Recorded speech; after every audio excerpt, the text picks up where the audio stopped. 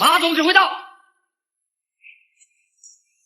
我马继元向真主起誓，誓死保卫兰州，誓死保卫西北，胜利就像这西北一样，是我们的。马继元为什么敢放出如此豪言？是盲目自信，还是确有实力？前面我们已经讲过，在广州开完西北联防军事会议后，因为马鸿逵与马步芳的矛盾，让这场合作还没开始便宣告破产。可固执的马步芳还是执意要实施自己的兰州决战计划。在飞回兰州后，他继续任命马继元为前敌总指挥，让他全权负责接下来的决战部署，势必要与我军死战到底。但其实单靠青海马家军的这点兵力是根本不足以对我军构成威胁的。可这个兰州决战计划却让马继元格外有信心，他的自信不是来源于对敌我双方综合实力的客观评估，而是建立在对兰州地理优势的迷信上。早在抗日战争时期，兰州就修筑了大量永久性的国防工事，后来又经过马步芳多年的经营修缮，已经形成了一道绵延20多公里的环形防御阵地，机关暗堡更是不计其数。所以马继元断定，兰州将是我军无法逾越的天堑。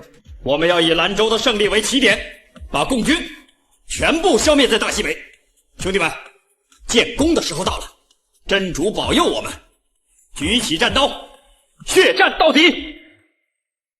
血战到底！血战到底！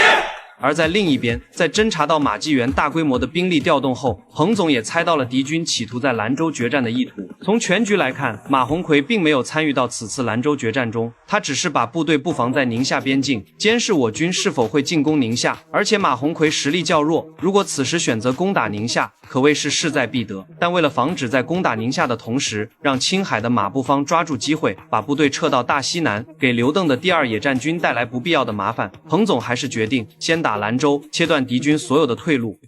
西北的最后一仗就在这儿，兰州。1949年8月5日，我第1野战军向各兵团下达了向兰州进军的命令，延绵不绝的队伍几十万人浩浩荡荡的前进。随着我军的大规模进军，在兰州的马继元也开始调兵遣将。到了8月20日，我军的第2跟第19兵团正式抵达兰州城郊，并完成了对兰州城的3面合围。而剩下的2个兵团，一个则负责绕后断敌退路，另一个则负责牵制胡宗南集团。8月21日凌晨，彭总正式下达攻打兰州的命令。最初的计划是以第2兵团的第4军攻占沈家岭，第6军攻占营盘岭，第19兵团的63军攻占马家山，65军攻占窦家山。但由于准备不足，侦察不到位，进攻的第一时间就遭到了敌军的伏击。经过一夜的激战，除了伤亡惨重之外，整个战役并无其他进展。即使我军发起英勇无畏的冲锋，但迎接他们的都是滚烫的子弹和冰冷的陷阱。残酷的战场不仅让我军损失惨重，更让战士的士气极度低迷，甚至有些战士还成了敌军的俘虏。来呐，抓住这小共匪！下一个就轮到彭德怀了。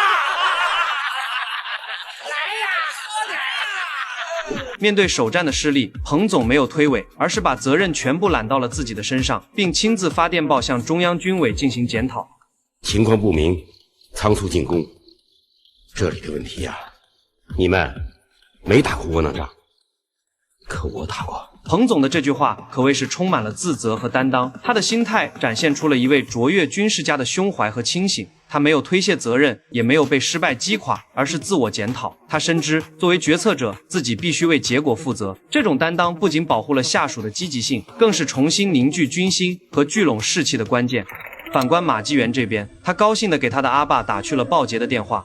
彭德怀，你在我们脚下碰得头破血流。对，出战证明兰州的命运乃至整个西北的命运稳操在我们手里。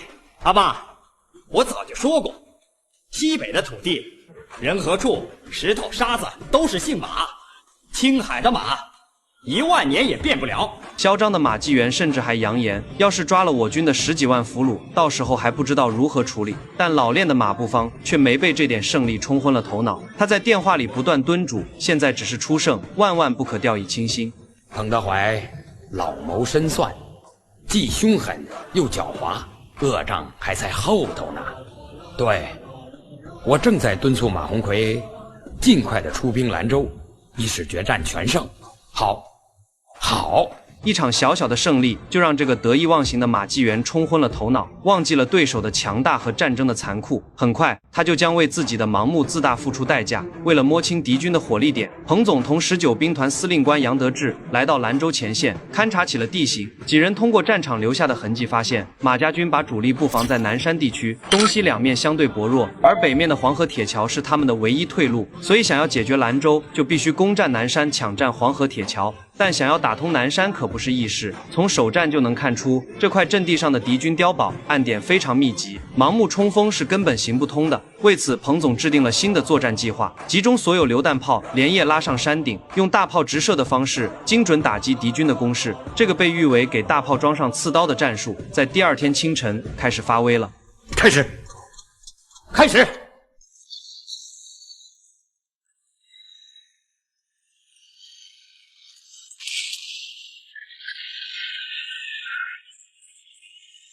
万炮齐发的攻势很轻易就敲掉了敌军阵地的碉堡群和前沿攻势。我军在人数上本来就占优，经过大炮的开路后，马家军的防线开始全线崩溃。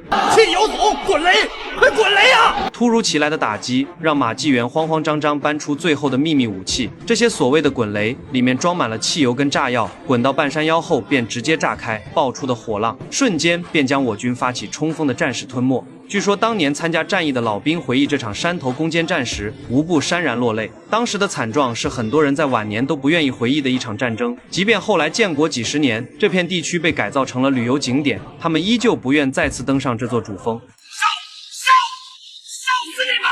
敌军使用如此凌厉的攻势，依旧无法阻挡我军冲上山顶的决心。总攻的号角吹响，漫山遍野都是解放军。而此时在兰州指挥部的马继元见使出浑身解数都无法阻挡我军，已经是急得团团转。他不顾一切的在给他的阿爸的电话中大喊请求支援。彭德怀突然调来了几十万大军，我们的防线已经全线崩溃了，官兵已经无心恋战了，西北完了！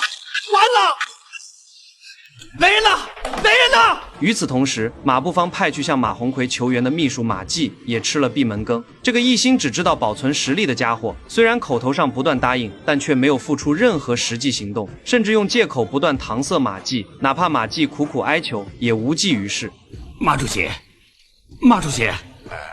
倘若兰州失陷，共军掉头就会攻打西宁和银川。好了，恕不远送。此时的马季知道西北彻底完了，自知无力抵抗的马继元在当天下午3点召开了师以上干部的紧急会议，部署撤退计划。他以窦家山阵地第100师为第1梯队，率先撤退；营盘岭阵地第248师为第2梯队，沈家岭阵地第190师为第3梯队，掩护全军后撤。可当各师向前线士兵传达撤退命令后，再也无人愿意坚守。下午5点开始，山上的敌军疯狂地向黄河大铁桥溃逃。马家军的溃败让我军很快就攻进了兰州。当我南北两路大军在黄河大铁桥会师时，标志着兰州全境正式解放。经历了5天的兰州战役，以我军的全面胜利，马家军的全面溃败而告终。这场胜利不仅歼灭了西北这个最强也是最反共的军事集团，还顺利瓦解了国民党军在西北的防御体系，迫使宁马和胡宗南集团陷入孤立无援的境地，再也无力组织大规模的抵抗，彻底粉碎国军固守西北、屏障西南、伺机反扑的军事企图。